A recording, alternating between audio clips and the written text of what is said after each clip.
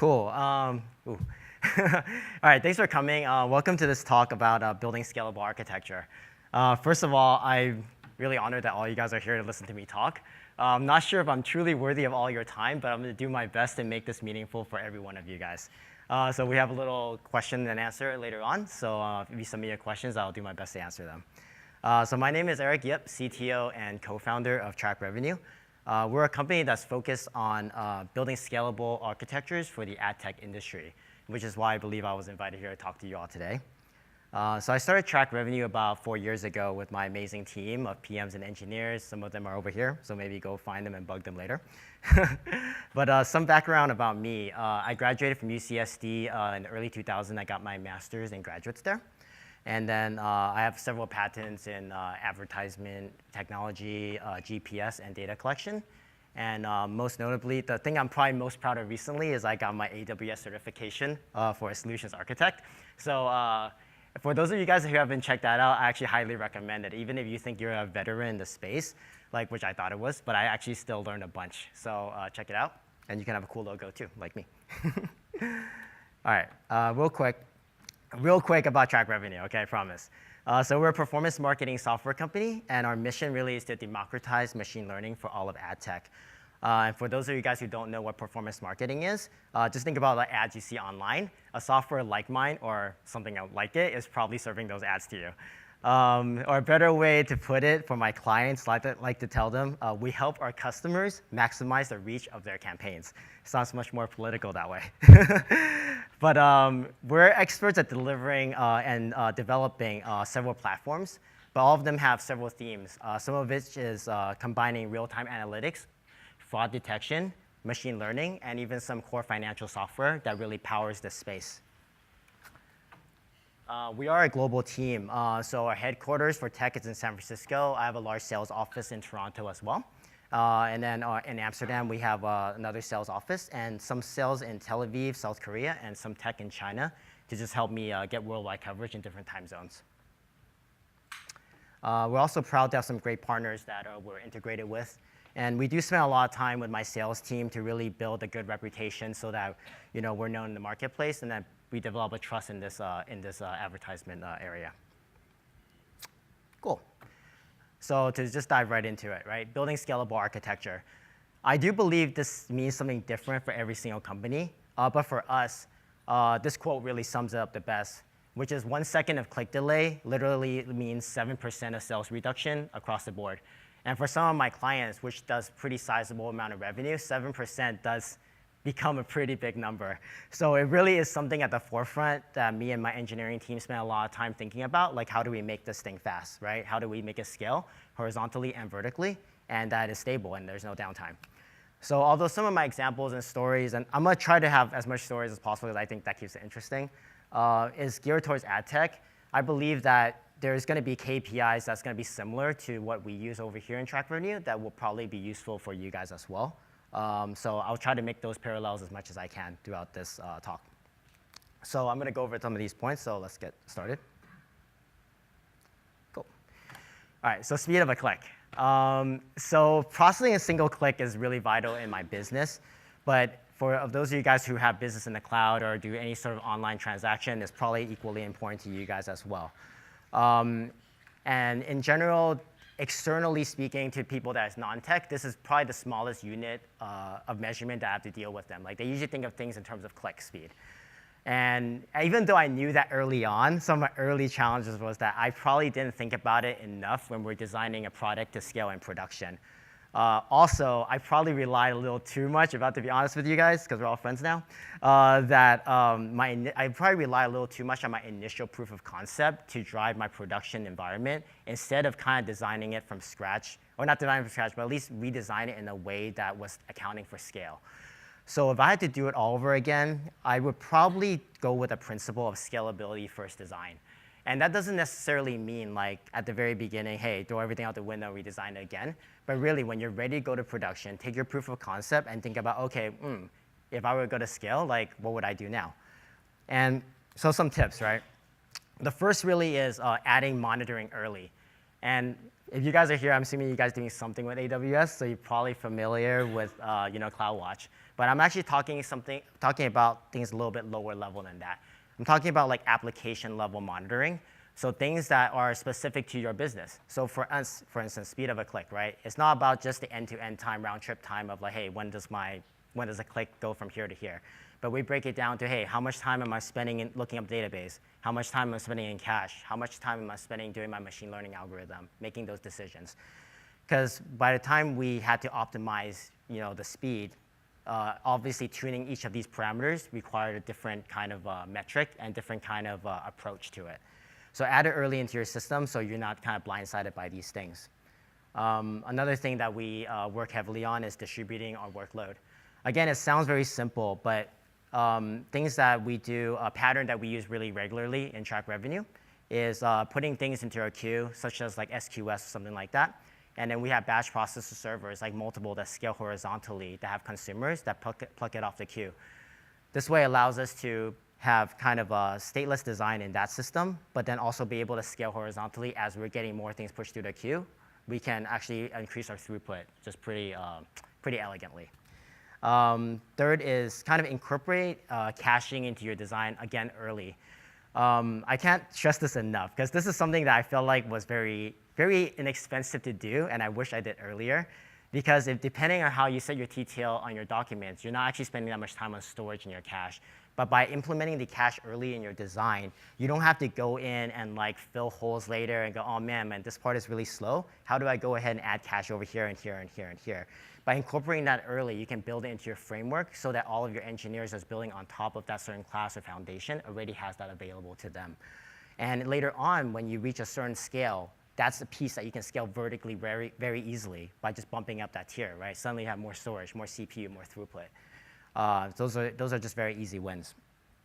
Again, the fourth thing really is leverage things that are platform as a service or infra as a service as much as you can. So a story for me, like early on, again, these are things that I learned. I tried to host my own MongoDB cluster myself because one, I was trying to save myself some cost, but also I want to be in full control of this tech stack. Oh my gosh, that was probably the single biggest mistake I made in the company. Not because MongoDB is not great technology if you're using it, but I'm just talking about the aspect of self-hosting it. The amount of time that we spent upkeeping it, upgrading it, maintaining it, and ultimately migrating off of it probably cost me so much more engineering hours than I would have spent if I would just pay for that service like outright from the beginning. So these are my lessons. Hopefully you can take away from some of that. And now, I've been in this business for about 4 years now in this startup. Definitely the availability of these cloud providers for these document-based databases are much better now than they were before as well. So I think definitely in that example, I would have went a different path. Lastly, auto-scale solutions, AWS. I'm going to get into a little bit more later, but there's a bunch of options here. Definitely take advantage of those. Over in Track Revenue, the thing we probably use the most is probably auto-scale group with elastic load balancers and launch configuration. I mean, that bread and butter will just kind of get you very far already. So dealing with speed of a click. So in the process of making things fast, the thing that started happening to us was it required more computation and storage, obviously. Nothing is free. As we were doing that, what had happened was it also increased the complexity of our infrastructure. And as we're increasing the complexity of our infrastructure, what that led to was it became harder for us to track the costs of where things were going. So now I had two problems. Cost was going up, and I didn't know where things were going. And as a growing startup, that was a huge problem for me because I need to manage my finances, right? So what did we do? So one of the things we did was automate our deployments to take advantage of AWS solutions as much as possible, right? So internally for us, we have a combination of Jenkins and Ansible to automate some of our deployments, but similar things can be done with CloudFormations, which some of our newer architecture is taking advantage of now. And one of the key secrets I'll share with you, probably not a secret, but after a while, if you're doing infrastructure planning, you probably know what a baseline performance in your system looks like, right? So what we did was we figured out what that was, figured out how much spot instance that would take, and we used that, which is basically the cheapest EC2 instance you can buy.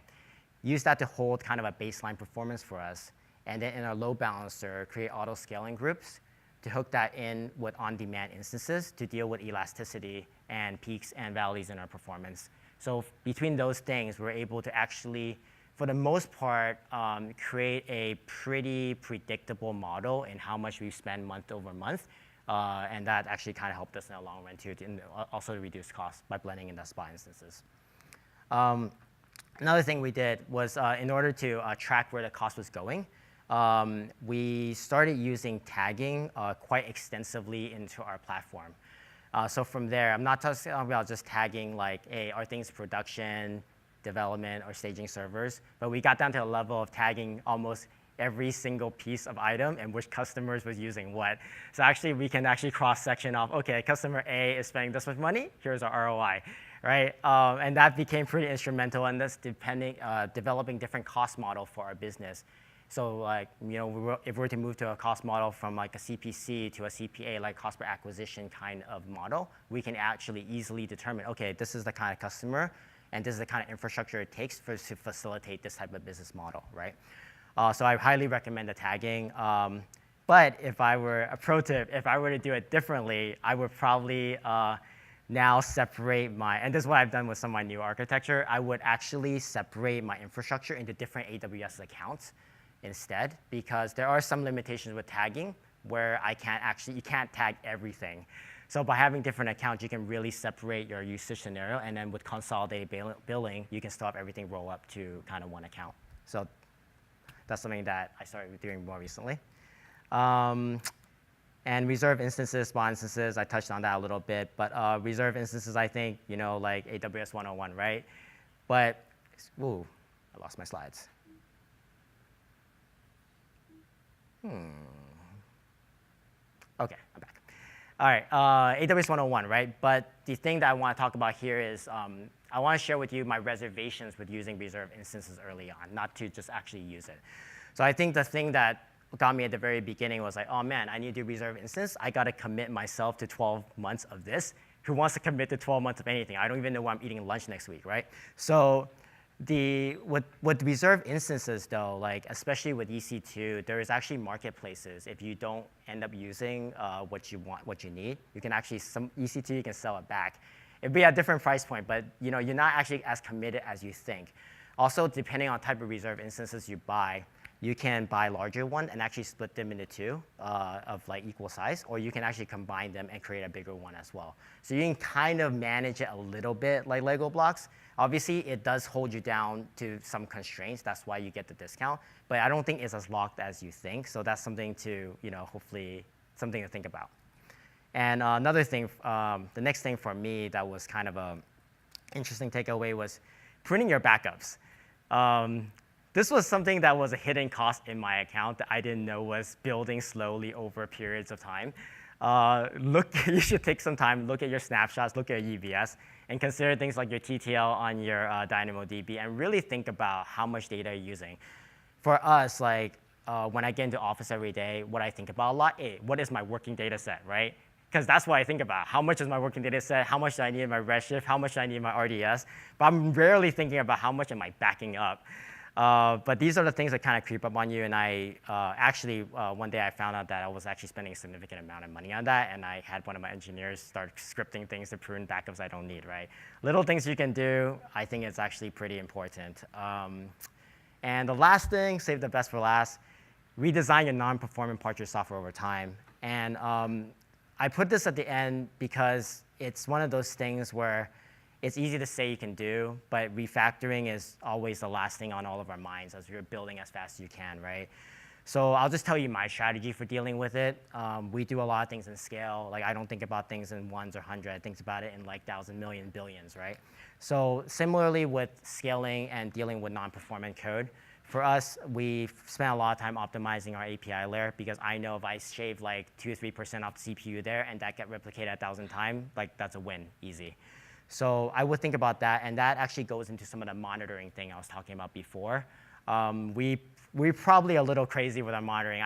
actually, I just got an email from my monitoring provider that we were using way too much metrics. Like at one point, we were like monitoring 200,000 different metrics. So I'm not saying to like go that far because that wasn't even useful at that point. But I think you will be surprised to know if you sit down one day, just think about your KPIs, it'll really highlight probably the parts of your non-performing code.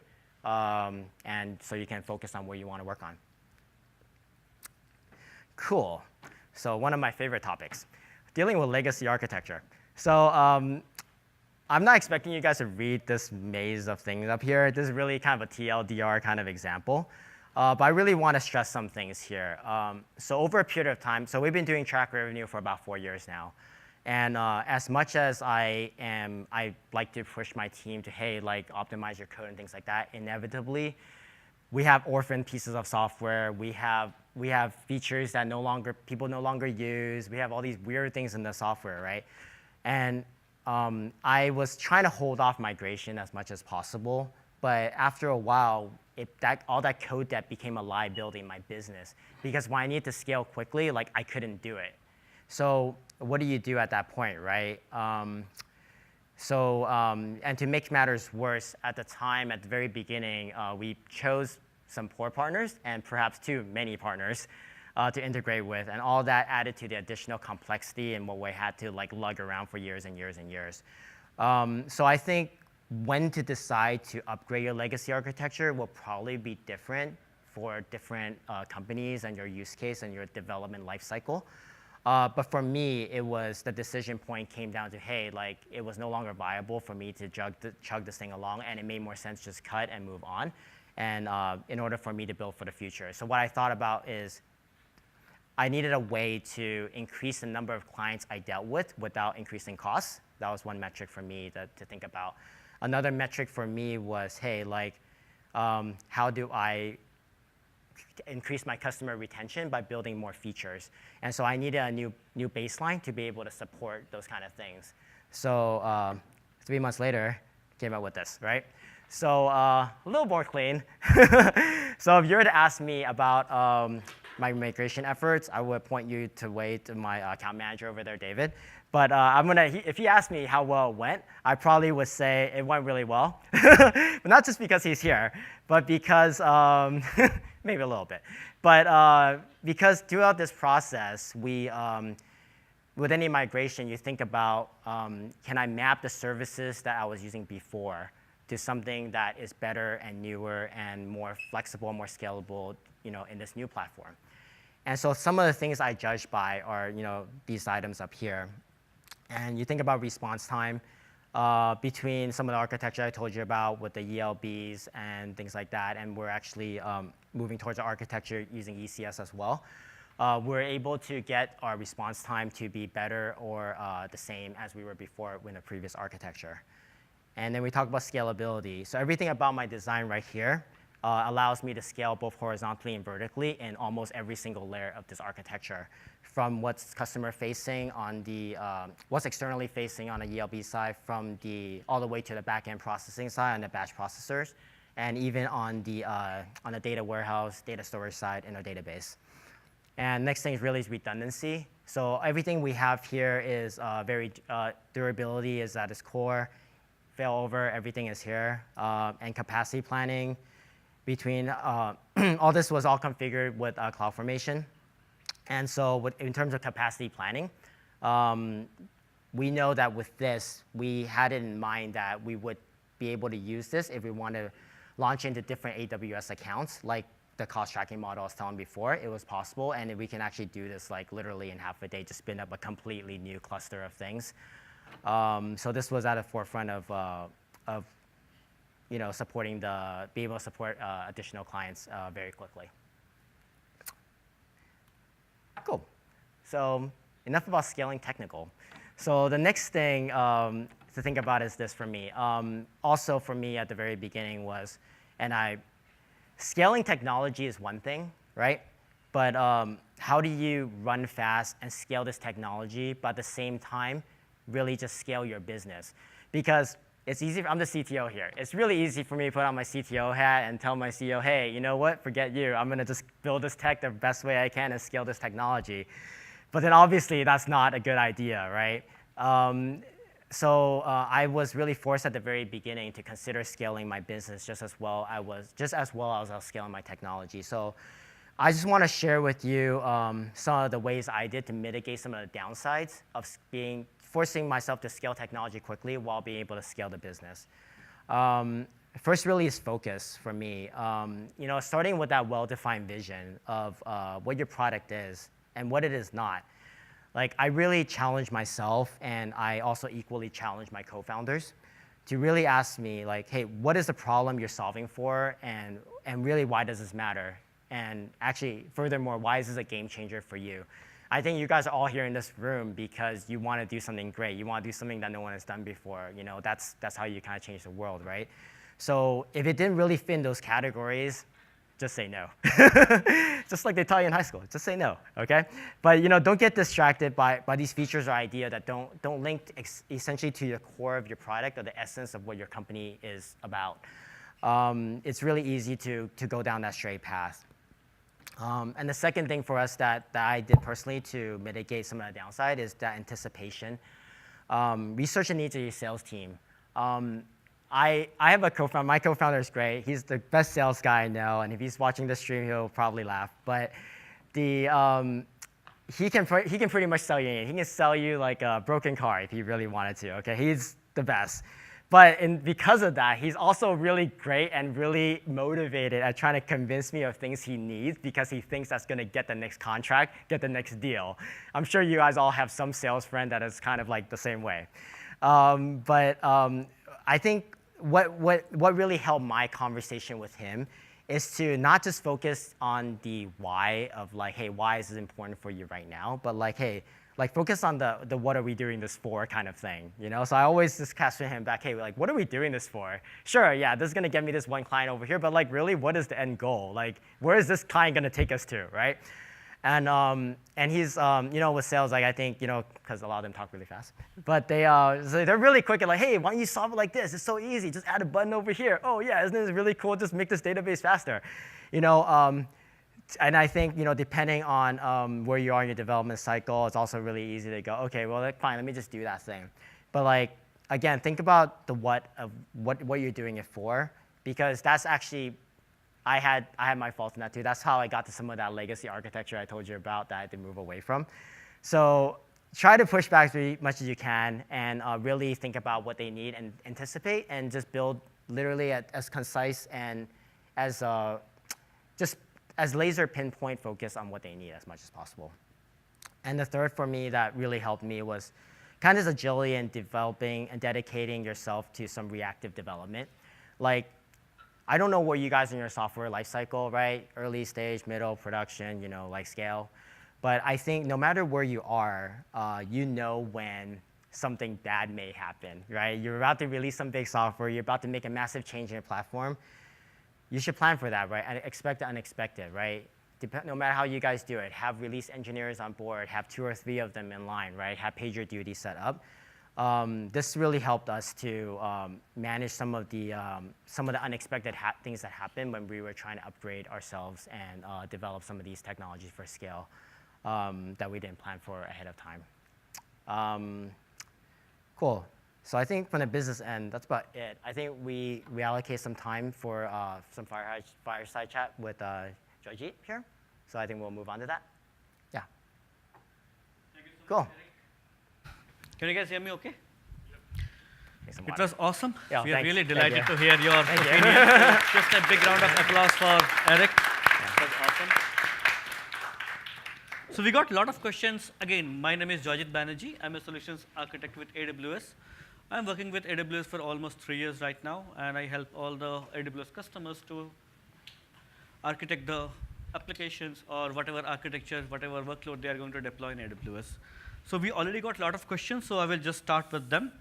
So Eric, one of the most common question that I'm seeing even with the Slido is, so when the startup hit the scaling phase, how do you make sure that there is a steady cadence? Oh, how to steady cadence? Okay. Oh yeah, that's a great question. So we're probably at that phase right now in that we've reached a point where we're pretty automatic with the scale. So how do we make sure that we keep our software scalable and don't have further problems down the line?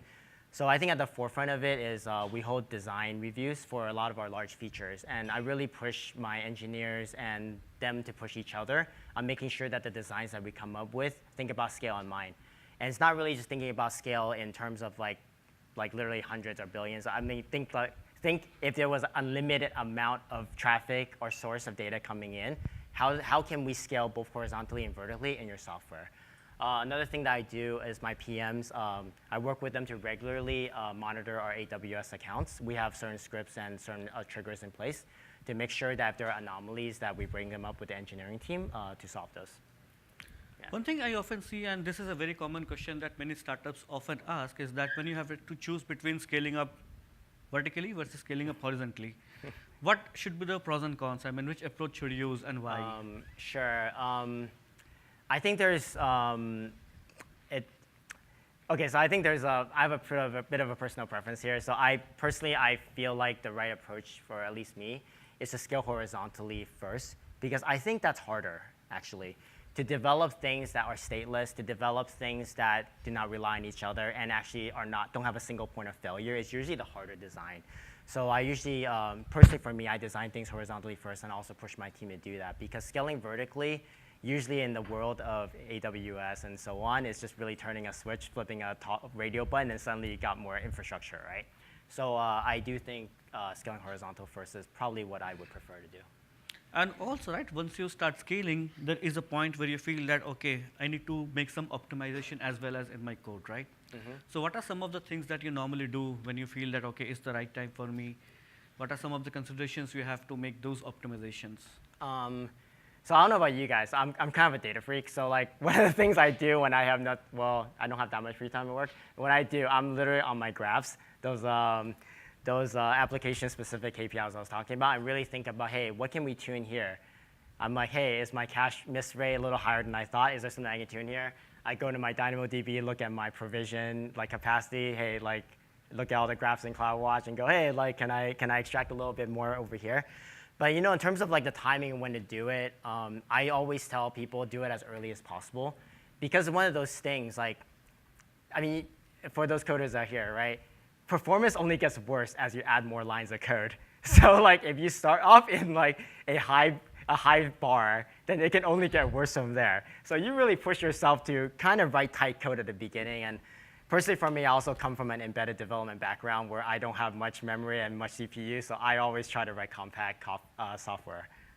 And also just adding to that, right? So you just mentioned that all of a sudden you start with very less lines of code, and then what we often see is that with startups, right, it can grow at a very faster pace. For example, today say you're making $100 million revenue, it could be possible that the very next month you hit a 400 million revenue number, right? In that case, how do you guys make sure that the technology is aligned with the growing business need? Yeah, that's a great question. I don't think about it in terms of, I mean, the revenue numbers are great, but I try to take myself away from that, because the technology should work regardless of that kind of scale on the monetary side. My goal has always been to develop scalable solutions that are stable and have the least amount of fault as possible. So for me, it's very much the same. I still continue to design things with horizontal scaling in mind first, and then just have the ability to vertically scale just in case I need it. Okay. Yeah. So what advice would you like to give all users, because since you have done a startup successfully, what are some of the key services of AWS that they might consider if they wanted to grow their own startup, right? Yeah. So what is your take on that? Nice plug for yourself. Well, I mean, just if you are, I think between just really common things like between EC2 and RDS, you can probably change the world already, to be honest. But if you really ask me what is kind of the secret sauce, and I'll share it with you guys and to the world, I think between things like Kinesis Analytics, Kinesis Streams, and Lambda, you can do some pretty cool stuff in real time. And there's so many possibilities there of just developing some cool algorithms that just because it's just so reactive to things that it could be something very special. Yeah. And also, right, everyone goes through this phase that you may have some rocky moments, right? It should not be smooth at all point of time. So could you mind sharing some of that? Like, what are some of the learnings that you have when you were growing, or if you had some rocky phase? Sure. I think, man, it's getting very personal here.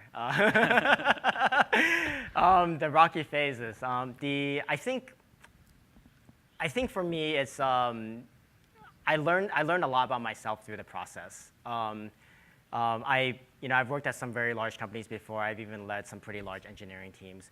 But when you're kind of running a startup as a co-founder, you don't really always have a full support system you can turn to. Like when you're working at a large company, there's always someone above you that can kind of give you some guidance. For me, like you get to a point where you don't know something, you better figure it out kind of thing. But I think through that process, I'm sure some of you guys can relate. So through that process, you actually learn a lot about yourself, and you can figure out, man, you can exceed your own expectation for things. So while I think that portion of it was rocky, I think I am a better person for having gone through it. Mm-hmm. Yeah. So we're getting some live questions from Slido, so I would like to read some of them. So one of the question is that, how do you prepare for unexpected demand load spike in the system? I would like to take this answer. So we have a great tool called auto scaling. We should leverage that. So it's pretty simple, straightforward. Okay, so I agree. So let me ask you this question, right? Was it easy for you to move from Azure to AWS? Okay.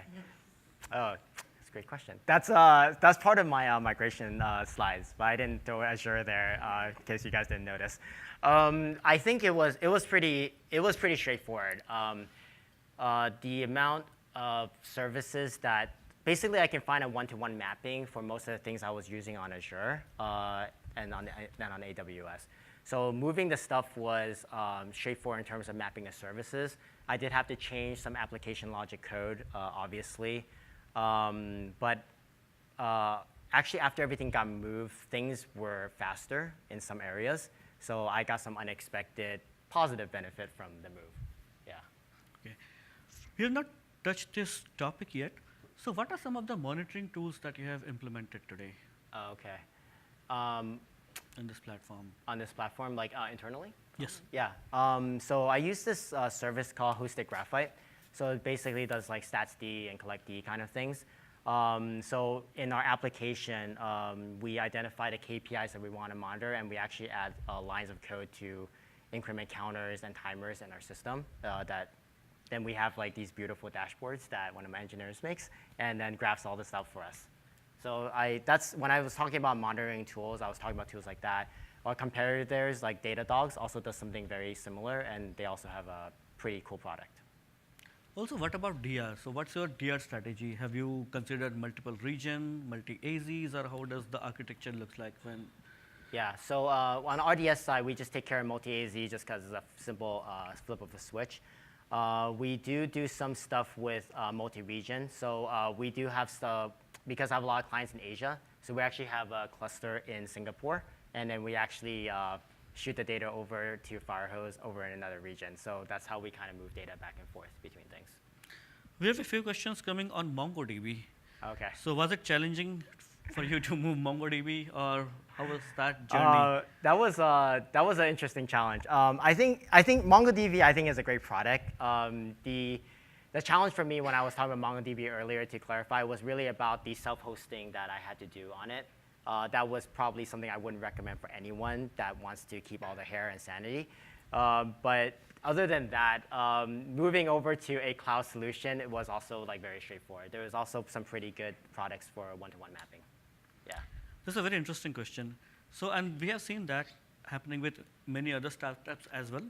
So many of the startups do not really have AWS experience, or they don't really understand, because now we have over 100 plus products and service, and we keep on launching new service. Yeah. Every now and then, I right? took that certification course, I know. Exactly. So what is your secret sauce for that, right? How do you start? How do I pick the right service? Sometimes it becomes confusing, right? Yeah. Because we have so many services. For example, database, like we have so many of them. Yeah. And how do you train your people? Yeah, so I mean, actually I think AWS does a pretty good job on not just marketing their features from just your support documents, but you guys have a lot of great blog posts on things, on example use cases. So I actually follow those quite a bit personally. I'm pretty specific with what I want with things, so I would just kind of just search out, hey, like what is the best, what's another person in this space doing to solve a similar problem, and I generally tap into looking in AWS forums and things like that to see what's like a technology I can fit into here. Just a follow-up question has just come on this. So what do you feel that what's the learning curve for AWS, and where would you recommend startups to focus on first? Personally, for me, I thought the learning curve was pretty good. It's not that bad. The beauty of it is there's so much online documentation with AWS services and features that it's pretty easy to get started. There's also, I mean, we don't use a lot of this, but there's a lot of one-click solutions to get things up and going on AWS. Yeah. So another question that came up is that how many accounts you have in AWS, and did you have any problem in managing those accounts? So I have 3 accounts in AWS right now. Well, maybe 5. But I don't have any problem with it. I mean, it's pretty simple. Everything is kind of siloed in its own account. The only thing that Consolidated Billing does is just charges one credit card. But other than that, it's pretty straightforward. You can switch between them if you configure your roles correctly. Okay. Yeah. But again, we have some startups that have grown from AWS, and now they are pretty big enterprise. For example, Airbnb, they started from as a startup. So we have some customers, they have over 1,000 of AWS account, right? For example, for different business unit, there's a different account. So we have a product called AWS Organizations for those who are not aware of that, and that really takes care of managing multiple accounts, managing the IAM policies across multiple accounts. Depends on what kind of user you are. If you're a developer, what kind of privileges you will have, how you are going to interact with different accounts. So that deals with that. So if you're not aware of that, just look at the service called AWS Organization that takes care of that. Have you ever considered sharing the load across multiple clouds? And often we see this buzzword is now multiple cloud, say for running the workload or for a DR purpose. Have you ever evaluated that? I had for a while, and actually we were doing something similar like that between Azure and AWS. But ultimately, I didn't necessarily want it. That complexity wasn't required for the business I was running, so I didn't end up like pursuing that path that much further. Yeah. But I have heard of people doing that. Yes. Another question that came up is that, can you talk a little bit more about the complicated legacy architecture that you adopted previously? Okay. Yeah, so I think at the very beginning, we were figuring out our ML strategy. We were trying to do some of this on Cortana, essentially. And, but not just that, but we integrated with a lot of other kind of third-party service providers that either has brought us down before because they had various downtimes or things like that, and they weren't stable. And over time, it just didn't make sense to kind of keep all that load around. It was mostly due to a lot of features that we thought at the beginning was going to be really popular, but didn't become popular. And that kind of goes back to what I was saying about, hey, you should really focus on the vision of what you're trying to build and really ask the right questions there. But from moving to that to AWS was what I was saying was a lot of was one-to-one mapping on things and changing some application logic code. Yeah. Now coming back to AWS, right? When you deployed the new architecture, now how much variation you see in the load? Do you see a very steady kind of load, or it's a very different kind of spike? And how do you manage that? I think the load, in general, we're pretty, since we've been doing this for a while, our load is pretty predictable. Like we can tell, you know, if we're getting this much more clicks through our system, how much more I need to add to my Spot instances already. So that in that portion of it is pretty predictable. With the migration going in, we haven't moved, to be honest, I haven't moved the full production workload on it yet, but I expect it to be very similar. In terms of for the planning that we've done. So there's one more question that, are there any tips for scaling the monolithic application? Sorry, the what? Monolithic application. Oh, tips of scaling a monolithic application. Yeah. Okay. The term monolithic depends on how big, I don't know how big you're talking about here. I think most likely we are talking about 10 years back, right? Because 10 years, nowadays, yeah, okay. I don't think so anyone uses that technology. Yeah, so yeah. Even if you're really considering using a monolithic technology, I think you should really look at some of the serverless technologies or this. Yeah, I totally agree. Yeah, I think that's one of the points where I was, I wouldn't call what I first did with the proof of concept as monolithic, but I think it would be something very similar. Like at some point when you're going to production, I didn't mention this in my slides, but I was thinking about it earlier on, was like, you don't really want to go out the gate with your product. Like, let's say you had a super awesome proof of concept, and you're about to go production. The last thing you want is to have a bad user experience because you didn't plan for the load. So, I mean, I remember at the beginning, I had a lot of pressure from my investors. Hey, like, you know, when are you going to launch thing? When are you going to get this ready? When are you going to start selling? And then I remember not pushing enough back because I know I needed to scale better before that happened. And ultimately, that was not the greatest decision. So that's why I would say, hey, like, it's important to, before you move your proof of concept to production, or in this case, move your monolithic service to like a new kind of infrastructure, to think about scaling early on and plan that out. So there's one more question that, can you talk about some of the strategies you use to scale your data? Like, did you do partitioning? Did you do caching? Yeah, so all of the above. So yeah, the thing I did my master's in was actually in kind of this database thing. So we use a combination of technologies. We use Redshift for some of our data warehousing things, and we use MySQL. But on top of that, we've also added other layers. We kind of have determined over time what is a very active working set for the data that needs to be hot. And so we keep some of that data in a Redis cache. Also, we've done things to know, hey, this is the kind of patterns that our customer use in terms of querying our data. So we do some pre-aggregation of data as well and kind of put that into another database so that the summation of those things could become a lot faster. But some of this stuff it's hard for me to give a general strategy. It really depends on you studying how your data is used and consumed and kind of developing a plan around that so you could give a very custom tailored solution for that. Because I think anytime you talk about optimizing and going from things that are generic optimization to things that's like blazing speed, always involves some sort of know-how and understanding how your clients, you know, need your data so you can kind of give them these tailored solutions. How do you develop your KPIs? Coming back to, it's a very performance-driven, right? So what are some of the... Sure. Other than trial and error, the other way I do it is really think about, may not be too popular, but I listen to my clients actually. I listen to what they care about. Because sometimes the things they care about, I don't even think about. Because for me, I think about things like, oh man, what's my millisecond response time from like point A to point B, server A to server B, you know? They don't think about it in that terms. A lot of times they're like, man, Eric, my conversion rate on my offer is going down. Oh man, I'm not making as much money today as I did yesterday. What did you change?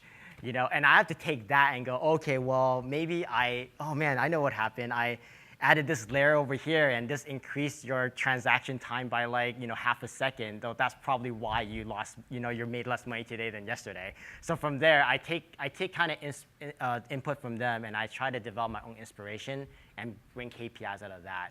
So, you know, I think, you know, if I ask you guys all to generate like engineering level KPIs, I'm sure you can think about those things like all day long.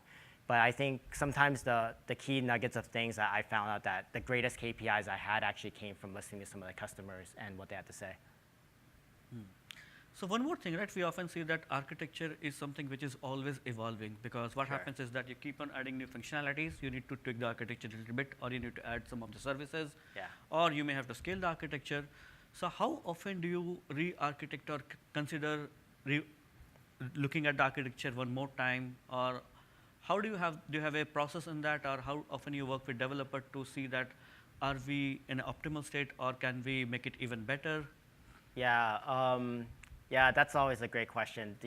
So that to me, I interpret that question as, you know, when do you decide it's time to refactor your software, or if the thing is already working, why mess with something that's already working?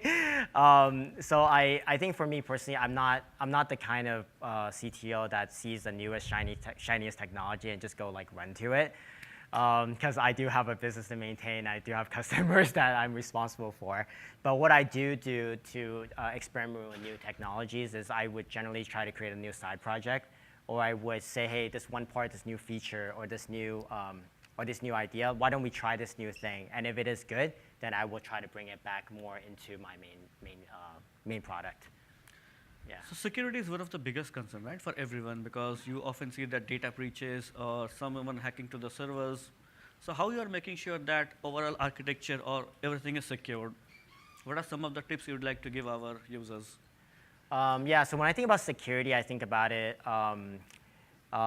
basically how high the risk is for an attack, also the severity of the attack if it were to happen.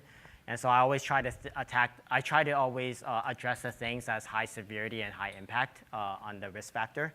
So it comes down to hardening your security of your infrastructure and who has access to it, creating your right IMA rules and things like that. But also from a client perspective, really basic things. Enforce tough passwords, right? Make them change their passwords. Like these are simple things that I wish more people do. But yeah, I mean, that's a great question. Yeah.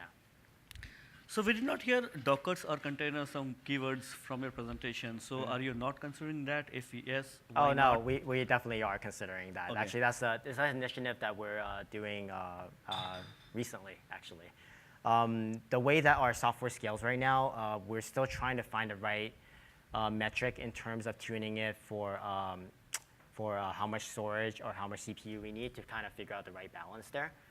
So that's a great example. That's one of those things that we're spinning up a separate project on, so we can test and figure that out while we keep our main product going on kind of existing infra. Yeah. And how big is the infrastructure team versus development team? I don't really think of it that way. So there's certainly people in my team that are very more capable on the infrastructure side and more on the development side, but I try to spread the development task and work in my team so that everyone kind of gets a little bit of intermix of everything. So it's, I kind of think of it this way, like, people the same way, like, shouldn't have a single point of failure. So in general, everyone should know a little bit about everything. So there's an interesting question. Can you offer more information on how specifically you scale horizontally? Be specific, like stateless as possible, or what are some of the other techniques that you use? Okay. I mean, stateless is really the biggest thing, right? Like we really try to develop our servers that need to scale horizontally to not have the data, not enforce the data to be locally stored in the server. So that's the stuff that gets pushed off to like a RedSQ or even DynamoDB or something like that, where it can have a quick lookup. And that really is the key. And then relying SQS is really big for us. We used to kind of manage a lot of our own queues ourselves too, which was also not a great idea. But the reliance on SQS, which is very reliable, we're able to spread our batch processing like very horizontally across the board. Just spin up more backend servers with consumers. Yeah. Do you do any kind of edge computing? No, that's not something I really deal with over here. So there's another question. Would you share us your team's learning curve and moving from containers to EC2? Sorry, from EC2 to containers. EC2 to containers. Team's learning curve. Well, if I'm invited back here in maybe in a month's time, I can give you that answer. But we're still kind of in that phase right now. So the person I'm working on it also has certification in AWS, just like me. So we're kind of going back and forth on what the best strategy is there right now. Mm-hmm. Yeah. So software as a service is a pretty interesting space, and it's hard to define the end product. Could you just explain your journey on that? Yeah, you're right. That's a very generic term.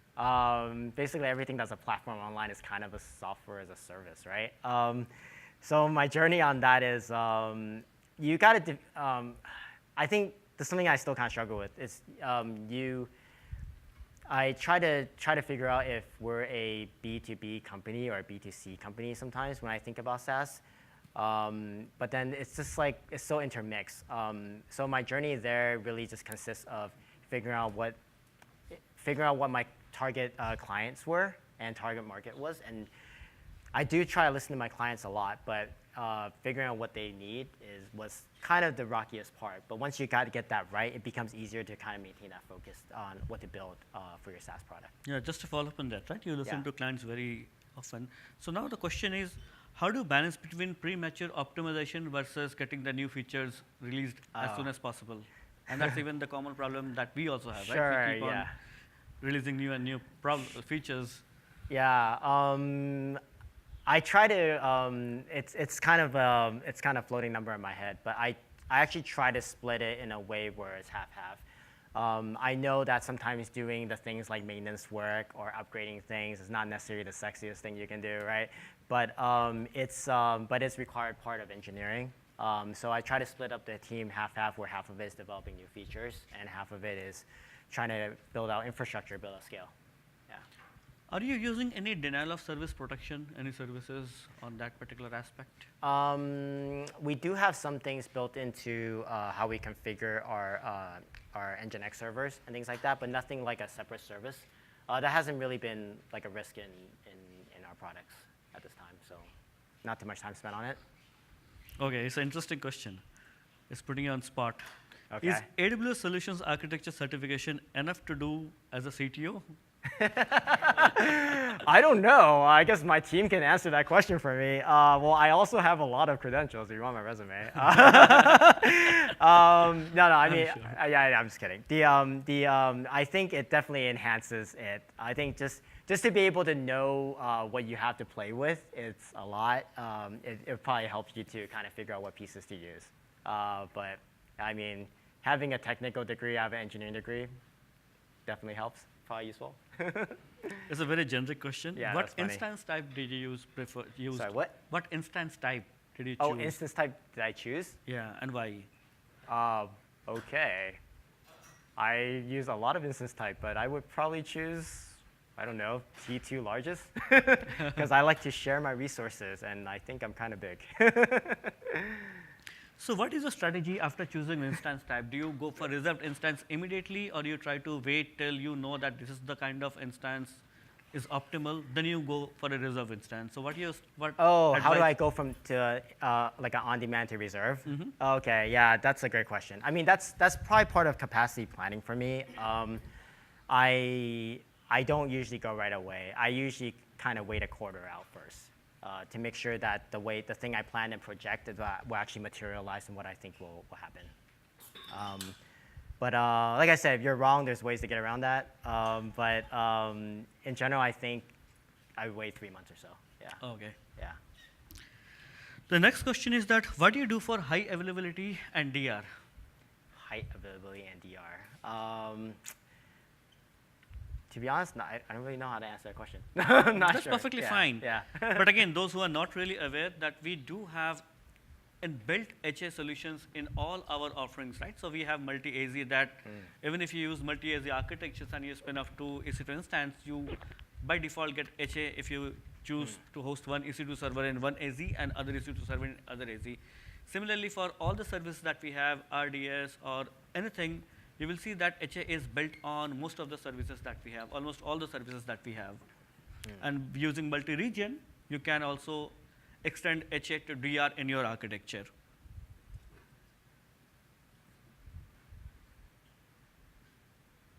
I think that was the last question that I have, looks like. Yeah, Cool. yeah, that was great. Okay. So what are the some of the final tips you'd like to give? Final tips. Have fun. That was really great. Yeah. Yeah. Thanks for being here today. Thank you so much, Eric, Yeah, for thank you. talking with us. We really Yeah. had a very good time. Yeah. Appreciate it.